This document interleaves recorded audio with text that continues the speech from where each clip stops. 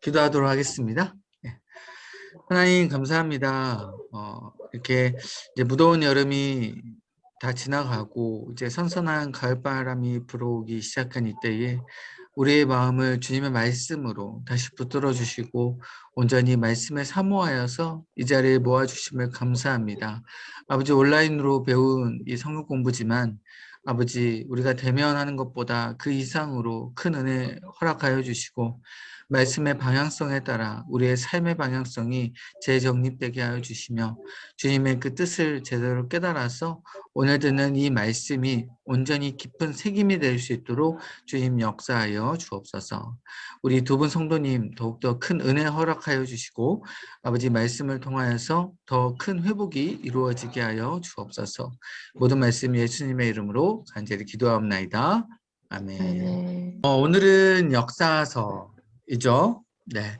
저번 시간에는 우리가 모세 오경이라고 해서 율법서를 배웠어요. 이제 잠깐 그래도 설명을 좀 드려야 될 것 같은데, 우리 이 그림 저번 시간에도 했고, 첫 번째 시간에도 우리가 이 그림을 했습니다.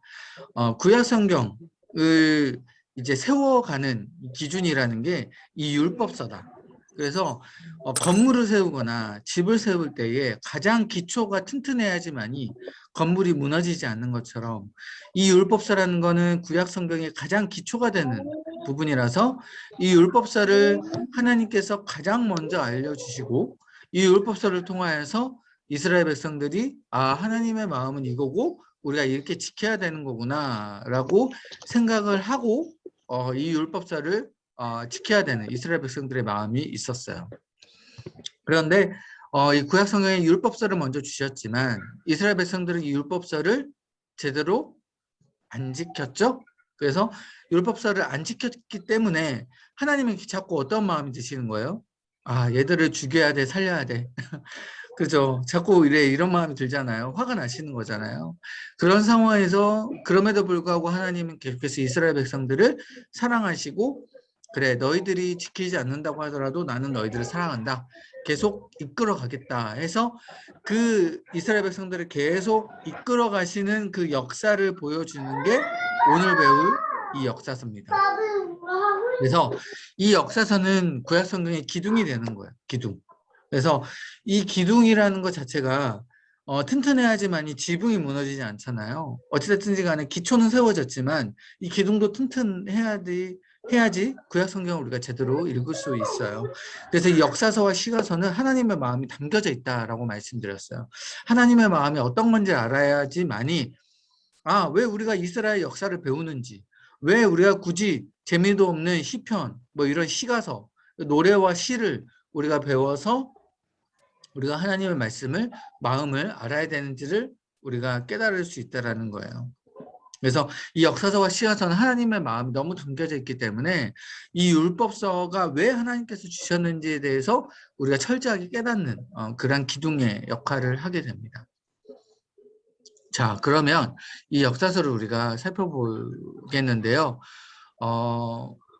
네, 제가 조금 이따 뭐 편집은 하겠지만 뭐 두 분 화면 신경 안 쓰셔도 돼요. 녹화를 할 때 두 분 화면은 제가 원하시면 다 가려드립니다. 그러니까 뭐 그 줌에 내 모습이 나온다고 해서 뭐 이렇게 신경 쓸 필요는 없고요. 그리고 양해 부탁 말씀드리자면 제가 지금 혀에 그 구내염이 나가지고 좀 발음이 부정확해요. 그래서 여러분 좀 양해를 부탁드립니다. 자, 그러면 이제 역사서를 들어가 볼게요. 오늘 이 역사서는 굉장히 중요해요. 가장 재밌기도 하고요. 가장 중요한 부분입니다. 자, 먼저 주제를 한번 보시면 이스라엘 백성이 하나님 나라에서 백성으로 살아가기 위한 과정을 보여줘요. 말 그대로 역사서기 때문에 이스라엘 백성을 일단 하나님께서 택하시지 않았습니까? 그죠? 그 택한 이스라엘 백성들이 아까 말씀드렸듯이 이미 율법은 받았어요. 이미 율법은 받았는데 계속해서 그 율법을 지키지 않는 모습을 보여주게 되죠. 그 율법을 지키지 않는 그 모습 가운데 하나님께서는 계속 이스라엘 백성들을 이끌어가고 너희들 율법 지키지 않지만 또 지켜야 돼 이야기하면서 막 다른 나라를 쳐들어오게끔도 하고, 그러니까 쉽게 얘기하면 당근과 채찍을 같이 주는 거죠. 채찍도 하면서 이스라엘 백성들을 고통을 주기도 하고 또 때로는 당근을 주기도 해요. 그 당근은 뭐 여러분들 이게 뭐 들어보셨는지 모르겠지만 뭐 중간에 광야 생활을 이스라엘 백성들이 하게 되는데 거기서는 먹을 것도 없고 물도 없잖아요. 그 상황에서 막 반석에 물도 내게끔 해서 갑자기 물이 막 콸콸 쏟아진다든지 하늘에서 만나와 같은 막 양식이 떨어진다든지 메추라기가 같은 그 메추라기가 떨어져서 그 양식을 먹으면서 충분히 살 수 있도록 그런 당근과 채찍 이런 것들이 병행하면서 역사를 쭉 보여줘요. 이스라엘 백성들이 왜 이 역사를 보여주냐? 너희들 지금 역사서를 보는 너희들만큼은 이 이스라엘 백성의 역사를 답습하지 말아라 라는 그 의미가 담겨져 있는 것이죠. 그러겠죠? 이스라엘 역사를 답습하지 말아라. 이게 중요한 거예요. 여러분 우리도 역사를 살펴보면 뭐 일제강점기 역사 있지 않습니까? 왜 그 일제강점기 역사가 왜 중요할까요? 지금 이미 다 지나갔고 그죠? 지금은 뭐 우리도 일본에 뒤지지 않을 만큼 충분히 잘 살고 있고 국력도 강해졌고 하는데 왜 일제강점기의 그 역사가 우리가 중요하고 기억을 해야 되나? 방금 그런 의미가 있는 거예요. 우리가 그 역사를 우리가 계속 리마인드하고 다시는 이런 역사를 반복하지 않으려면 우리가 강해져야지. 그때 그 교훈을 새겨야지. 라는 그러한 메시지가 담겨져 있다는 거예요. 역사선. 그래서 이스라엘 역사를 보게 되면요. 아까 처음에도 말씀드렸듯이 계속 하나님을 배반을 합니다. 그러니까 배반을 했을 때에 다가오는 역사는 뭐예요? 그만큼 심판이었고 채찍이었고 그만큼 고통이었어요. 그래서 이 고통과 역사를 반복하지 않게끔 하나님은 이 역사서를 계속 기록을 하셨던 거죠. 그래서 스토리를 보시게 되면 이 역사서에 어떤 스토리가 있냐? 일단 아까 조금 이따가 살펴보겠지만 이 역사서는 어디서부터 시작되냐면 여호수아부터 시작이 돼요. 우리 저번 시간에 율법서를 배웠잖아요. 이 율법서는 어디서부터 어디까지였죠? 창세기부터 그렇죠. 창세기, 출애굽기, 레위기, 민수기, 신명기까지였죠. 이 5권이 율법서였고 이거를 다른 말로 하자면 모세 오경이다 라고 했었습니다. 모세가 이 5권의 책을 지었다 해서 5권의 책을 지었다 해서 모세 오경이다 라고 말씀드렸는데 이 역사서는 모세 오경 이후부터 시작이 되는 거예요. 그래서 여러분 성경책을 보시다 보면 모세 오경 이후에 어떤 책부터 시작이 됩니까? 여호수아부터 시작이 되죠. 그래서 역사서는요. 이 여호수아부터 해가지고 마지막 에스라, 느헤미야, 에스더까지 끝나게 돼요. 뭐 이건 조금 이따 제가 적어놨으니까 살펴보게 되고 아무튼 이 여호수아 때부터 스토리를 우리가 그 에스더까지 살펴보게 되면요. 지금 이제 모세오경이 끝났으니까 모세가 죽게 됐어요. 모세가 죽게 됐는데 이 모세가 죽은 이후부터 이스라엘 백성들이 어디서부터 시작이 되냐면 가나안 땅 바로 직전, 가나안 땅을 들어가기 바로 직전부터 여호수아가 시작이 돼요. 그래서 지도자가 바뀌지 않습니까? 모세에서 여호수아로 지도자가 바뀌게 돼요. 이 여호수아가 이제 이스라엘 백성들 이끌고 가나안 땅을 차지하러 가게 되는데 그 가나안 땅을 차지하러 가는 그 여정부터 해가지고 이스라엘 백성들이 가나안 땅을 차지하고 그 다음에 가나안 땅에서 살면서 이제 여호수아가 죽고 사사들이 등장을 해요. 그래서 그 사사들이 이스라엘 백성들을 다스리면서 그 상황에서도 하나님의 말씀을 듣지 않고 사사의 말을 듣지 않고 계속해서 반복되게 하나님을 배반하는 모습을 보게 되죠. 그게 사사기입니다. 그 사사기가 지나가게 되고 이스라엘 왕정 시대 이제 왕들이 등장하게 되고 그 왕들이 뭐 다윗부터 해가지고 왕들이 쭉 등장하게 되면서 어떻습니까? 계속 하나님을 잘 섬기는 왕들이 나타나면 좋겠지만 뭐 다윗 빼고 몇 명 빼고는 하나님을 잘 섬기지 않는 왕들만 계속 나타나게 되죠.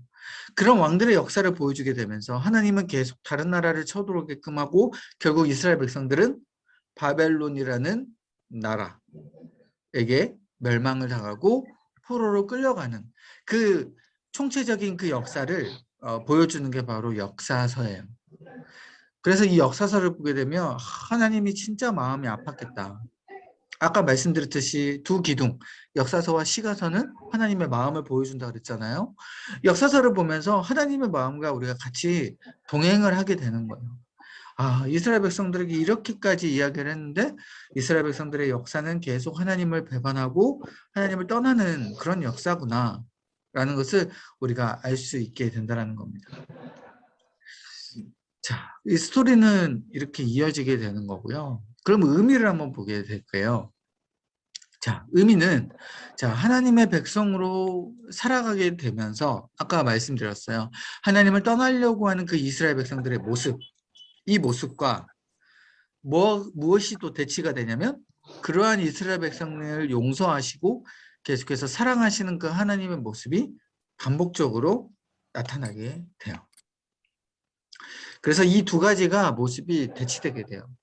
계속 하나님을 떠나려고 하는 이스라엘 백성들의 모습이지만 이 이스라엘 백성들을 포기하지 않으시고 계속 끝까지 사랑하셔서 채찍과 당근으로 이스라엘 백성들을 인도하시는 그 하나님의 모습이 대치가 돼서 반복적으로 계속 역사가 보여주게 됩니다. 그래서 결국 이거는 부모와 자식 간의 관계로 우리가 살펴볼 수 있는 거예요. 부모와 자식이 어떻습니까? 자식이 잘못하고 계속 부모 명성에 먹칠하고 계속 부모의 마음을 아프게 해도 부모는 어떻게 해요? 자식을 포기할 수 없는 것처럼 그런 하나님의 마음이 계속해서 부모의 모습처럼 나타나게 되는 것이죠. 그래서 이스라엘 백성들은 그러니까 물론 이스라엘 백성 역사는요. 아까 말씀드렸듯이 모세 죽음 이후부터 그 바벨론 포로 생활까지요. 거의 근 1000년 이상에 되는 역사가 있어요. 근 1000년이 이상에 되는 역사지만 그 이 1000년의 역사를 우리는 어떻게 해요? 거의 한 2시간 뭐 2시간은 좀 오반가요? 아무튼 며칠이면은 이 1000년의 역사를 다 읽을 수가 있어요. 그죠? 며칠 동안 맘만 먹으면 이 여호수아부터 에스더까지. 그러니까 우리는 이 맘만 먹으면 며칠 동안 이 역사를 쭉 살펴보기 때문에 이 며칠 동안의 하나님의 마음이 그 천년의 그 역사 가운데 얼마나 아팠겠는지를 그냥 파노라마처럼 우리가 딱 볼 수가 있는 거예요. 이스라엘 백성은 천년의 시간이라는 그리고 계속 세대가 바뀌어서 저 선조가 어떻게 뭐 잘못했는지를 그냥 구두로만 전해 듣고 어떻게 해요? 그냥 역사로만 전해 들었으니까 그냥 뭐 별볼 일 마음이 그냥 느낌이 없겠지만 우리는 이 천년의 역사를 그냥 며칠 동안 딱 읽어버리기 때문에 이게 느낌이 올 수 있는 거죠. 자, 그래서 이제 전체 구성 및 배경을 한번 볼까요? 아까 말씀드렸듯이 여호수아, 그다음에 사사기, 룻기, 사무엘상하, 열왕기 상하, 역대상하, 그다음에 에스라, 느헤미야, 에스더까지. 저 여러분들 성경책을 한번 보세요. 여호수아부터 에스더까지 한번 이렇게 좀 잡아보시겠습니까? 성경책 이렇게 분량을 어느 정도 되시죠? 꽤 많이 잡아지죠. 여호수아부터 에스더까지. 네. 그렇죠. 네. 여기에는요, 이 많은 분량에는 지금 거의 등장인물 자체가 1000명 이상이 나오고요. 1000명 이상이 나오고 그 다음에 수많은 역사들이 보여지게 되고요. 아까 말씀드렸듯이 주인공은 이스라엘 백성과 하나님이지만 그 주변에 있는 열강들, 그 열국들, 이방 백성들도 같이 등장해요. 그래서 이거는 이 역사서만 보더라도요. 아, 성경책은 진짜구나. 성경책은 이거는 그냥 꾸며낸 소설이 아니구나라는 거를 그 누구도 이렇게 알 수가 있도록 하나님께서 이 역사서를 자세하게 적어 놓은 것이죠. 자, 그러면 이 권별에 간단하게만이라도 이 스토리 그 역사에 대한 요약을 잠깐 조금 우리가 보면 좋을 것 같아요. 자, 이 여호수아 때부터 들어가면요. 아까 말씀드렸듯이 모세가 죽고요. 여호수아라는 인물이 이제 지도자를 되게 됩니다. 이제 이스라엘 백성들이 가나안 땅을 차지하러 들어가는 게 아직 완성이 되지는 않았어요. 모세가 이스라엘 백성을 이끌어내고 출애굽을 시켜가지고 이 가나안 땅 목전에 두긴 했지만 모세가 죽고요. 이제 여호수아가 이스라엘 백성들을 요단강을 건너서 가나안 땅을 이제 차지하게 되는 그 이야기가 펼쳐지게 돼서 여호수아는 가나안 땅을 차지하러 가는 이야기예요. 그래서 여호수아 여러분 읽어보시면 알겠지만 매번 전쟁밖에 없어요. 매번 전쟁하고 땅 차지하고 그 다음에 땅 분배하고 이스라엘 백성들도 총 12지파로 나눠져 있거든요. 그 12지파라는 게 우리 저번 시간에 이야기했지만 아브라함이라는 인물이 가장 이스라엘 백성의 선조가 되고요. 그 아브라함의 인물을 통해서 계속 이스라엘 백성의 민족들이 퍼져나가고 숫자가 많아지지 않았습니까? 나중에 보면 이 야곱이라는 이스라엘 백성 그 선조였던 아브라함, 이삭, 그 다음에 야곱, 이 야곱의 이 자손들이 야곱의 아들들이 총 12명이었어요. 이 야곱의 아들이 총 12명이었는데 이 12명의 아들이 각각의 한 지파씩 맡게 된 거예요. 그래서 뭐 지금 우리 교회 같으면 구역이 뭐 여러 구역이 있지만 뭐 각 한 구역씩 이렇게 나눠지고 있는 것처럼 이 야곱의 아들들도 각 한 구역씩 맡아가지고 12지파가 되는 거예요. 그 12지파가 다 모여서 이스라엘 백성이다 라고 우리가 이야기를 했죠. 그 이스라엘 백성의 12지파가 각 땅에서 분배가 돼서 이제 살게 되는 거예요. 그래서 잠깐 내려가시면 이 지도를 제가 넣어놨어요. 보이시죠? 이 지도에 보면 좀 줄여야겠다. 네, 보시면 지금 거의 뭐 한눈에 들어오긴 하시죠? 네, 지금 여기 안 들어오시면 그 뭐 이렇게 파일로 보셔도 되고 인쇄 보셔도 되는데 지금 이 맨 왼쪽부터 보시면 이집트가 있어요. 이집트가 있고 그 옆에 보면 뭐 일단 화살표는 뭐 신경 쓰지 마시고요. 이집트가 있고 여기 밑으로 이 양쪽에 이게 세모처럼 양쪽에 이게 바다가 있고 여기 가운데 이렇게 또 있지 않습니까? 이게 툭 튀어나온 이렇게 여기 가운데가 바로 시내 반도라고 해가지고 여기서 바로 이스라엘 백성들이 광야 생활을 하면서 그러니까 출애굽을 해가지고 이집트에 나와서 광야 생활을 하면서 살았던 그런 장소예요. 그래서 여기서 40년 동안 살다가 이제 때가 되어서 여호수아 때 이쪽으로 올라와서 오른쪽으로 보시면 여기 가나안이 있지 않습니까? 그죠? 가나안이 있고 뭐 아말렉도 있고 뭐 에돔, 모압, 암몬 뭐 이렇게 등등 여러 가지 여러 나라들이 있는데 주로 이스라엘 백성들이 이제 사는 곳이 바로 이 가나안 땅 여기에요. 40년이라는 생활을 끝내고 여호수아를 통해서 오른쪽으로 오시면 에돔, 모압, 암몬을 차례대로 거쳐가지고 여기 여메라는 곳 그리고 바로 위에 요단강이라는 곳이 있어요. 여기 요단강을 걸쳐 가지고 이 가나안 땅으로 여호수아가 들어오게 되는 거예요. 그래서 이 가나안 땅을 들어오게 되면서 여기에는 충분히 다른 나라 백성들이 많이 살고 있었지 않았겠습니까? 그죠? 가나안 백성들이 살고 있었어요, 여기는. 당연히 자신들의 땅을 빼앗으려고 하는 이스라엘 백성들이 곱게 보이진 않았겠죠. 그래서 이스라엘 백성들과 전쟁을 벌이게 되는데 여호수아가 이 가나안 백성을 철저하게 무찔러 버리는 거예요. 이게 바로 여호수아서예요. 네.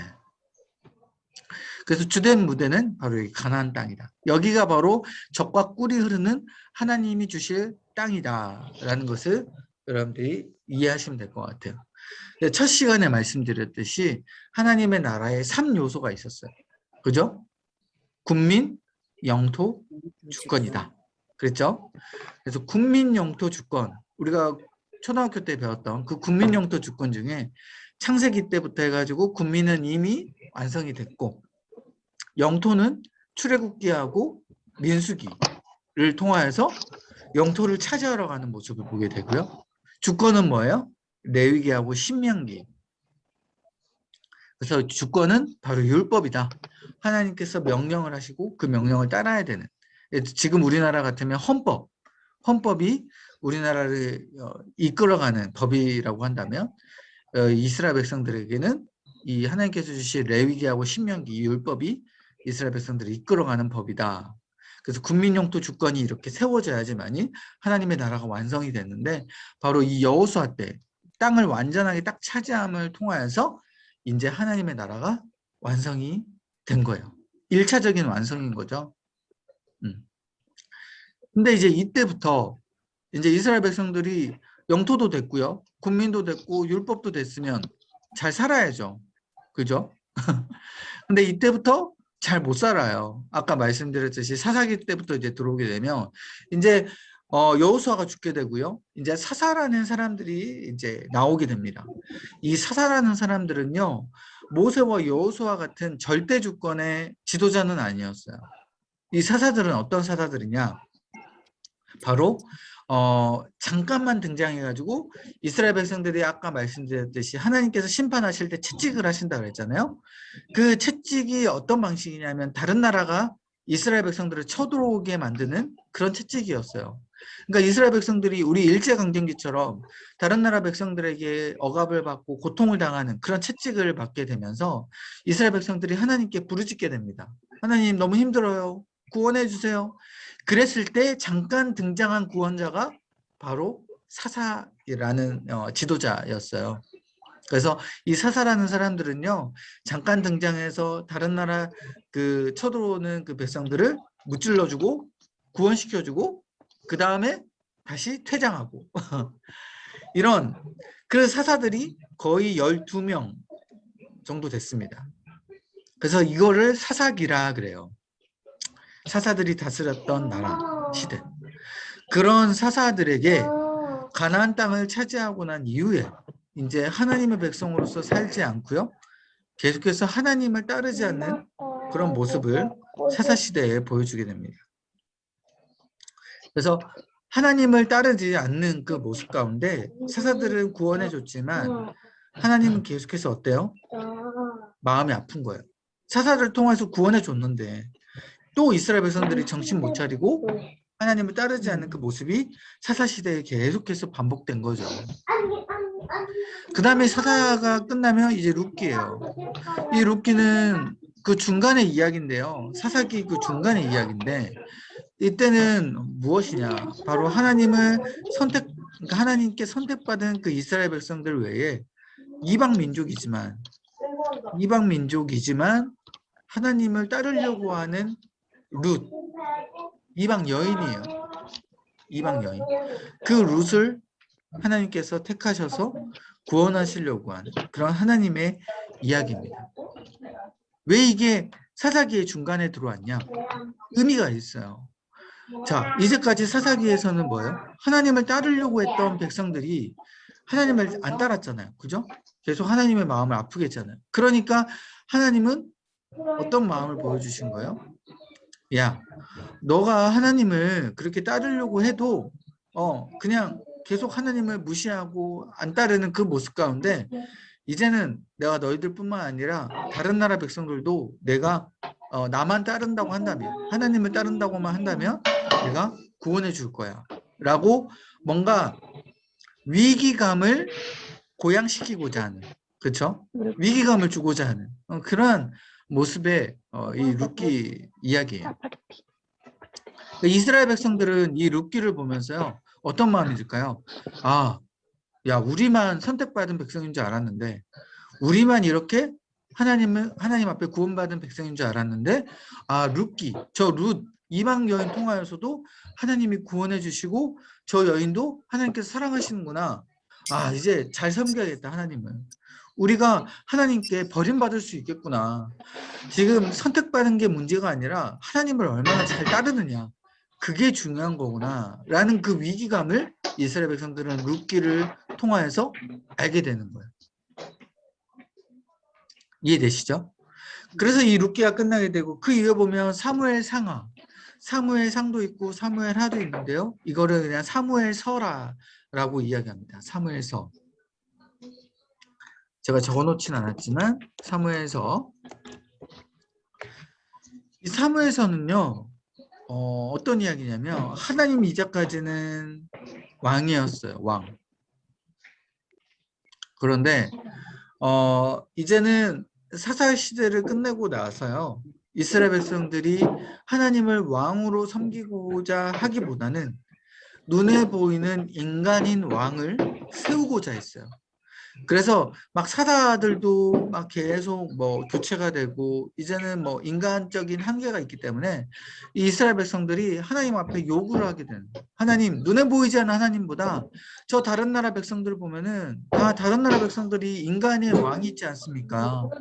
그 인간의 왕이 다스리는 것처럼 우리도 왕을 주옵소서 라고 이스라엘 백성들이 요구하게 되는 거예요. 근데 그 요구 가운데 하나님의 마음이 아팠어요. 왜 마음이 아팠냐? 이스라엘 백성들의 진짜 왕은 하나님이신데 그리고 진짜 인간적인 왕이 필요가 없는데 이 이스라엘 백성들은 자꾸 하나님을 왕으로 섬기지 아니하려고 하고 인간의 왕, 눈에 보이는 왕을 세우려고 하는 그 모습 가운데 하나님이 마음이 아팠던 거죠. 그래서 이 인간의 왕국을 건설하고자 하는 그 이스라엘 백성들 가운데 하나님은 결국 허락을 합니다. 그래, 인간의 왕 세워봐라. 그래서 처음 세웠던 왕이 사울이라는 왕이에요. 사울. 이 사울 왕은 제가 적어놓지는 않았지만 이 사울 왕은 하나님 앞에 처음으로 왕으로 부름받고 세운 왕이었지만 여러분 잘 알다시피 하나님 앞에서 실패한 왕이었습니다. 하나님을 따르지 않고 하나님의 명령을 순종하지 않았던 왕이 바로 사울 왕이었어요. 세상 사람들은 사울 왕을 좋아했고요. 이스라엘 백성들은 사울 왕이 너무 높아 보였는데 하나님이 보시기에는 사울 왕이 왕처럼 보이지 않았어요. 그래서 실패했던 이 사울 왕 대신 누구 왕을 세웠냐? 다윗 왕을 세웠죠. 다윗 왕은 하나님을 가장 잘 섬기는 왕. 이스라엘 역사상 다윗 왕만큼 하나님을 잘 섬기는 왕이 없다라고 평할 만큼 다윗은 하나님 앞에 인정받았던 왕이다. 그래서 결국 보면 사울 왕과 다윗 왕이 너무나도 극명하게 대조가 됩니다.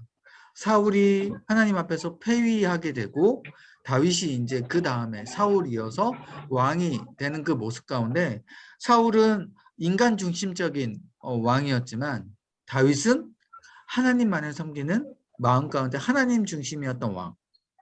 그래서 이 두 가지 왕이 극명하게 대조가 되면서 사무엘서를 보게 되면 인간이 무엇을 원하는가 바로 눈에 보이는 뭐 외모, 스펙, 그런 어떤 능력 이런 것을 따져서 왕으로 세운 그 왕은 하나님께서 보시기엔 중요한 게 아니구나. 하나님께서 보시기에는 이 다윗이 가장 마음의 중심, 그것이 더 중요한 것을 보여주는구나.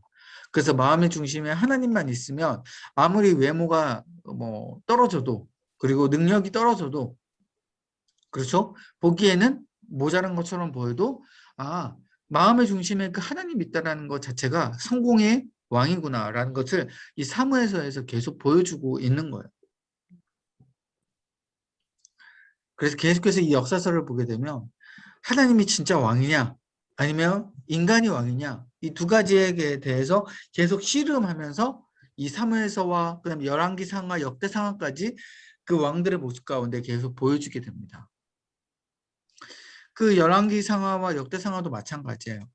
다윗 이후에 여러 왕들의 이야기를 보여주게 되는데 결국 다윗 왕처럼 제대로 된 왕들이 몇 명 없었어요. 그래서 이 왕들의 모습을 보게 되면요. 이 4대 천왕이라고 있어요. 믿음의 4대 천왕. 이 믿음의 그 연예인의 그 잘생긴 그 남자 외모 그 4대 천왕 있잖아요. 뭐 원빈, 뭐 정우성, 뭐 현빈 뭐 이런 4대 천왕처럼 이 왕들의 4대 천왕도 있어요. 누구냐? 뭐 히스기야, 뭐 요시야, 뭐 그런 왕들 나중에 조금 이따 다 말씀드릴게요. 그거는 일단은 이런 믿음의 사대 천왕이 있다는 것 자체가 왕들이 부끄러워해야 된다라는 거예요. 원래 다 믿음이 있어야 되는데 굳이 사대 천왕을 구분해서 말씀드렸던 이유는 그만큼 믿음의 왕들이 없었다라는 것이죠. 그래서 결국 하나님을 잘 따르지 않는 여러 왕들의 모습을 보여주게 되면서 하나님 앞에서 분노를 사게 됩니다. 하나님이 왕들 가운데 분노하게 되고 이스라엘 백성들에게 분노하게 돼서 계속해서 하나님이 마음을 삭히는 거예요. 그래, 내가 참자. 그래서 결국 에스라, 느헤미야, 에스더 오게 되면요, 이스라엘 백성이 하나님께서 계속 참아주셨는데 결국은 이제 마지막 이 왕, 시드기야 왕을 걸치게 되면서 하나님이 더 이상 못 참고 이스라엘 백성을 멸망시키게 돼요. 그래서 누구에게 멸망당했냐? 아까 말씀드렸듯이 바벨론이라는 나라 가운데 멸망을 당하게 돼요. 그래서 이때 멸망당하게 됐을 때 수많은 이스라엘 백성들이 포로로 끌려가게 되고요. 이때 시드기야 마지막 왕은 두 눈이 뽑히게 되고 쇠고랑을 차면서 철저하게 그렇게 처절한 모습으로 포로로 끌려가게 되는 그런 모습이 됩니다. 그래서 이때 포로 생활을 70년이라는 생활 동안 하게 돼요. 뭐 좀 적어주시면 좋을 것 같아요. 70년. 포로 생활을 70년 동안 했다. 우리 일제 강점기는 뭐 그렇게 긴 시간 하지 않지 않습니까? 뭐 35년간 우리는 뭐 압제를 당했지만 여기는 거의 2배예요. 그죠? 70년이라는 생활을 포로 생활을 한 거예요. 이 70년이라는 포로 생활을 하나님께서는 미리 예언을 하셨어요. 예언. 그래서 이스라엘 백성들이 멸망당하기 전에 하나님께서 경고하셨어요. 야, 너희들 이스라엘 백성들이 이제 멸망당할 건데 바벨론이라는 나라의 포로 그 기로 끌려갈 건데 이 포로 생활을 70년 동안 할 것이다. 내가 지금 잡이 없는 것처럼 느껴지고 내가 너희들을 완전히 멸망한 것처럼 보여지지만 70년이라는 생활이 끝나면 내가 다시 너희들을 그 포로 생활에서 이끌어줘서 이스라엘 백성 땅으로 다시 인도해내고 내가 다시 회복시켜 줄 것이다 라고 하나님께서 이스라엘 백성들을 멸망시키기 전에 예언을 하셨어요. 그래서 그 예언 자체가 이제 우리가 이제 추후에 읽어보겠지만 이 시가서에 주로 많이 나오게 돼요. 이 역사서는 이 예언이 그렇게 많이 나오진 않고요. 그냥 역사, 팩트를 그냥 쭉 보여주게 됩니다.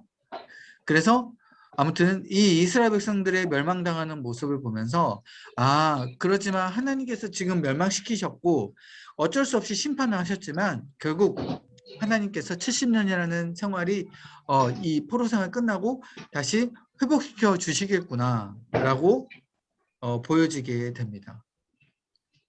그래서 에스라, 느헤미야, 에스더는 막 애통하는 거예요. 하나님 앞에 애통하면서 하나님 왜 우리나라 백성들이 멸망당했습니까? 다시 구원해 주옵소서 하면서 그 역사를 보여주면서 다시금 회복시켜 주시기를 하나님께 바라는 그런 마음들이 담겨져 있습니다. 이렇게 해서 역사가 끝나게 돼요. 이스라엘 백성의 역사가. 이게 역사서예요. 뭐 많이 이야기했지만 쉽죠? 그죠? 그죠? 스토리니까. 역사서 재밌지 않습니까? 그죠? 그래서 이스라엘 백성의 가나안 땅 여정, 가나안 땅 그 모습, 이 지도도요, 여러분들이 한번 보시고, 이 설명을 해드리자면, 이 화살표 같은 경우는, 먼저 이 빨간색 화살표 같은 경우는요, 이스라엘 백성들이 실제로 출애굽을 하고 나서 생활했던, 이동을 했던 그런 경로입니다. 멀리 돌아가네. 그리고 이 파란색 이 화살표는요, 뭐 나중에도 설명드리겠지만 이 가나안 땅이 여기 위에 있지 않습니까? 그죠? 근데 이집트에서 나와서 가나안 땅으로 바로 간다고 한다면 이 파란색 길, 이 파란색 화살표 이렇게 가는 게 가장 쉬운 방법이에요. 가장 최단 거리라는 것이죠. 근데 굳이 밑에 빨간색으로 밑에까지 쭉 내려갔다가 올라온 이유, 그리고 여기서 광야 생활을 했던 이유는 하나님께서 주권을 주시려고, 아까 말씀드린 율법, 주권이라는 게 율법이잖아요. 율법을 주시려고 이스라엘 백성들을 바로 가나안 땅으로 인도하시지 않고 이 광야 생활 가운데 있어서 하나님께서 율법을 주시면서 나는 어떠한 분이다, 나는 무엇을 좋아하고 무엇을 싫어한다, 이것을 계속 말씀을 해주는 거예요. 율법을 통해서. 그래서 이때 이스라엘 백성들이 율법을 배우게 됐습니다. 그래서 이런 어떤 이스라엘 역사를 여러분들이 기억하시고 여호수아부터 해가지고 쭉 읽어가시면 이해가 되죠. 기도하겠습니다. 하나님, 역사서 이스라엘 백성의 그 역사를 살펴보면서 우리의 삶의 역사도 하나님 앞에 온전히 제대로 순종하며 나아가는 역사 되길 소망합니다. 이스라엘 백성들이 하나님의 율법을 알고 있고 그 하나님의 그 주권을 인정해야 됨을 알고 있지만 거기에 대해서 실패하고 그 천년이라는 그 시간 동안 하나님을 따르지 아니하고 계속해서 반복해서 하나님 앞에 심판당하는 그 모습을 보게 되면서 아버지, 우리의 삶도 그렇게 하나님의 마음을 아프게 하는 것이 아니라 하나님께 주신 말씀, 그 율법 가운데 우리가 제대로 깨닫고 그렇게 순종하며 나아가는 우리의 모습 되게 하여 주옵소서. 아버지, 이 역사서를 통하여서 우리의 온전한 그 은혜가 더욱더 크게 임하기를 소망합니다. 단순히 역사로만 끝나지 않게 하여 주시고 이 안에 있는 하나님의 그 마음과 또 말씀을 읽으면서 들려주시는 그 하나님의 놀라우신 그 사랑이 아버지 우리 마음 가운데 풍성히 임하게 하여 주옵소서. 여호수아 때부터 이스라엘 백성들이 멸망당하는 그 모든 그 역사 가운데 아버지, 우리가 같이 그 하나님의 마음을 깨닫게 해주시고 또한 아버지, 우리가 하나님 앞에 바라는 이 기도 제목들 주님께서 다 응답하여 주셔서 하나님께서 역사하시는 그 놀라우신 그 역사를, 그 은혜를 아버지 다 아버지 깨닫고 나아가게 하여 주옵소서. 이 모든 말씀 예수님의 이름으로 간절히 기도합나이다. 아멘.